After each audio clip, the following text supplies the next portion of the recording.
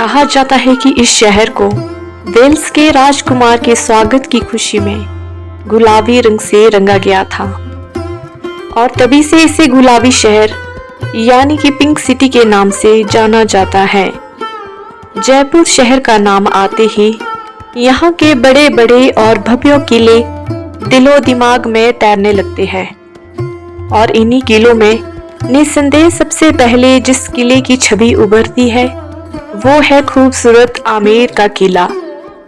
राजस्थान के जयपुर शहर को और ज्यादा खूबसूरत बना देने वाला ये आमेर का किला है। अंबर किले के नाम से यह जाना जाता है। ये किला न केवल जयपुर शहर बल्कि पूरे राजस्थान के शानदार पर्यटन स्थलों में से एक है। आमेर का किला इतना प्रसिद्ध है कि यहाँ पर हर रोज 6000 से भी अधिक लोग घूमने के लिए आते हैं। यह किला राज्य की राजधानी जयपुर से 11 किलोमीटर की दूरी पर स्थित है। आमेर की किले की इतिहास की बात करें तो यह कभी जयपुर रियासत की राजधानी हुआ करती थी। यह किला राजपूत शासकों का निवास स्थान हुआ करता था। मुगल सम्राट अकबर की सेना का नेतृत्व करने वाले महाराजा मान सिंह प्रथम ने 1592 में 11वीं सदी के किले के अवशेषों पर इसका निर्माण शुरू करवाया था। राजस्थान में 6 पहाड़ियां किलों के समूह के हिस्से के रूप में किले की 2013 में यूनेस्को की वर्ल्ड हेरिटेज साइट भी घोषित किया गया था। इस किले की वास्तुकला राजपूत, हिंदू और मुगल इस्लामी शैलियों का एक उल्लेखनीय उदाहरण है। माना जाता है कि 967 ईस्वी में मणियाओं के एक उपकुल में आमेर शहर और आमेर का किला राजा एलन सिंह चंदा द्वारा वसाया और बनाया गया था। मीना अम्बा माता की भक्त थी, इसीलिए उन्होंने अपने किले का नाम उनके नाम पर आमेर का किला रखा था। पहाड़ी पर ऊंचे स्थान पर स्थित इस किले से माउंटा झील दिखाई देती है। यह झील ही आमेर पैलेस के लिए पानी का मुख्य स्रोत है। आपको बता दें कि आमेर और जयगढ़ किले को एक ही संरचना के रूप में माना जाता है, क्योंकि ये दोनों किले लगभग एक ही परिसर में है और खास बात यह है कि एक ही भूमिगत मार्ग दोनों किलों को आपस में जोड़ता है। ऐसा माना जाता है कि किसी युद्ध के समय या फिर जब किसी दुश्मन हमला कर लेते हैं तो उन हमलों से बचने के लिए इस मार्ग का उपयोग किया जाता था। किले का निर्माण सम्राट अकबर के नवरत्नों में से एक राजा मान सिंह प्रथम ने करवाया था। बाद में अन्य राजपूत शासकों द्वारा इसका आगे विस्तार किया गया था। अपनी अद्भुत वास्तुकला के साथ जो मुगल और हिंदू शैलियों को जोड़ती है, लाल बलुआ पत्थर और संगमरमर से बना किला अपने उच्च प्राचीर कई द्वारा पत्थरों वाले रास्ते और शानदार दृश्यों के कारण खासा प्रसिद्ध है। वैसे आमेर का यह किला 4 भागों में बंटा है, जिसका प्रत्येक भाग अपने अलग प्रवेश द्वारा आंगन से सजा हुआ है। आप किले के परकोटों या खिड़कियों से माउटोरा झील की खूबसूरती को निहार सकते हैं। बारिशों के बाद यह झील और ज्यादा निखर जाती है। यह झील इतनी खूबसूरत है कि जब जयपुर किले के प्रमुख आकर्षणों में से यह एक है। यही कारण है कि यहाँ लगभग बाहरों महीने अच्छी खासी भीड़ भाड़ रहती है। हालांकि भीड़ भाड़ से बचने का एक तरीका यह भी है कि आप वीकेंड से अलग दिनों में यहाँ पर आए, तब निस्संदेह आप यहाँ आकर और भी बेहतर महसूस करेंगे और इत्मीनान से इस किले की अद्भुत निर्माण कला का आनंद ले पाएंगे।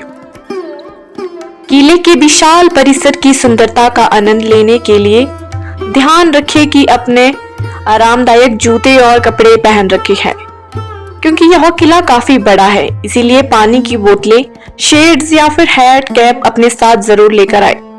आपको जानकर अवश्य ही अच्छा फील होगा कि परिसर के भीतर विश्राम कक्ष और कैफे मौजूद है।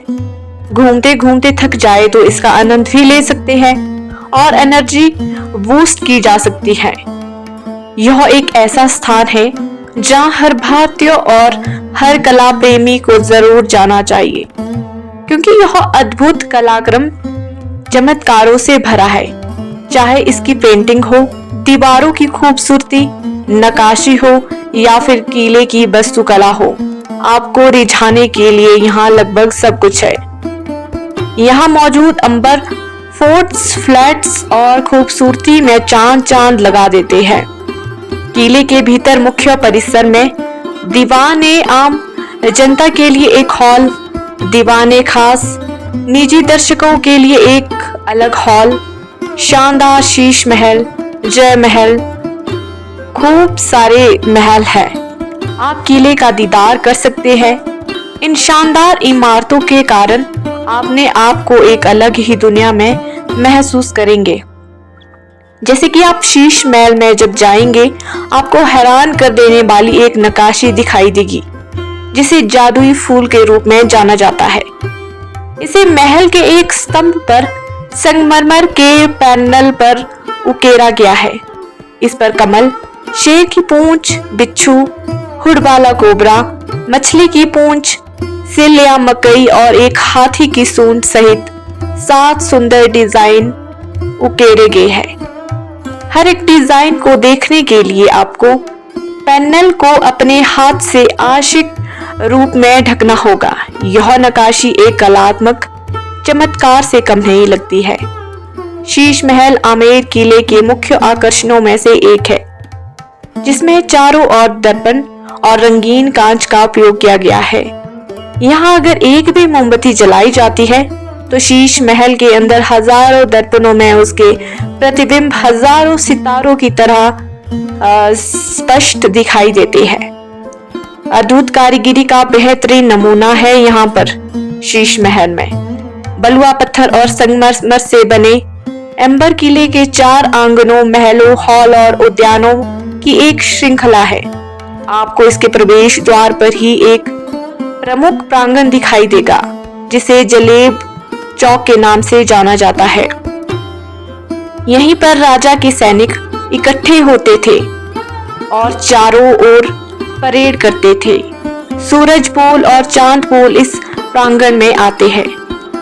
किले के अंदर जलेब चौक प्रांगण से इस सबकी आलीशान सीढ़ियों से दूसरे प्रांगण में पहुंचते हैं, जिसमें दीवाने आम और आपको उनके स्तंभ दिखाई देंगे। किले के पीछे प्रांगण और मानसिंह का महल है, जो कि महिलाओं के लिए बनाया गया है। किले के सबसे पुराने हिस्से में एक यह 1599 में बनकर तैयार हुआ था।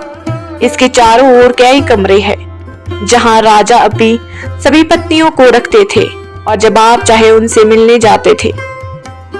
इसके बाद केंद्र में एक मंडप है, जहां रानियां मिलती थी।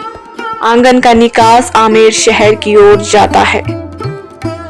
राज्यों के समृद्ध इतिहास, परंपरा और संस्कृति को पुनर्जीवित करने के उद्देश्यों से आमेर किले में हर शाम लाइट एंड साउंड शो दिखाया जाता है।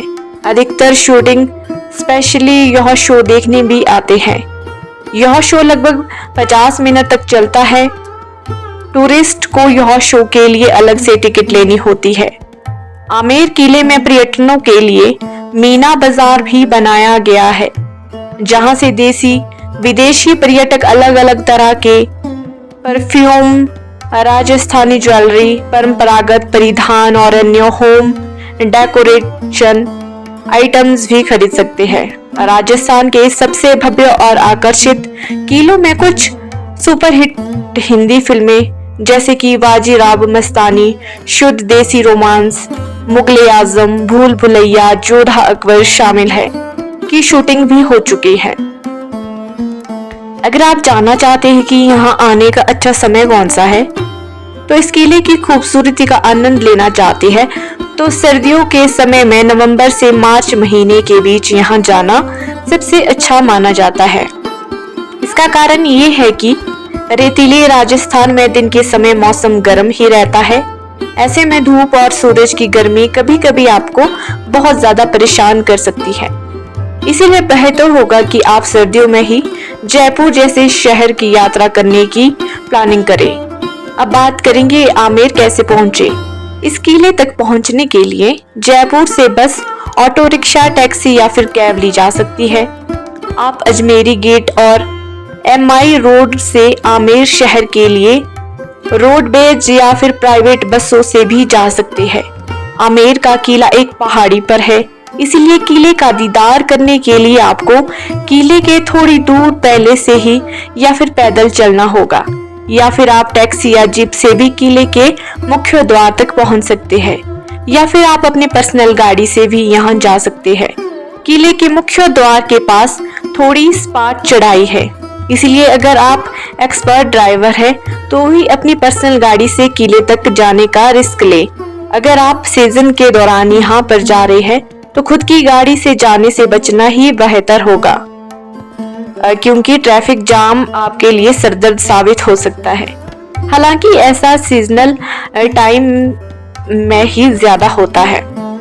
अंदर प्रवेश करते आप हाथी की सवारी का भी आनंद ले सकते हैं। हाथी सवारी आपके लिए तब और अच्छा ज्यादा फायदेमंद साबित हो सकती है जब आप परिवार के साथ किला घूमने गए हो। हालांकि अगर आप हाथी की सवारी करते हुए किले की सैर करना चाहते हैं तो एक हाथी की सवारी के लिए आपको लगभग 1000 से 2000 रुपए तक देना पड़ सकता है। याद रहे कि एक हाथी पर 2 से ज्यादा पर्यटक सवार नहीं कर सकते हैं।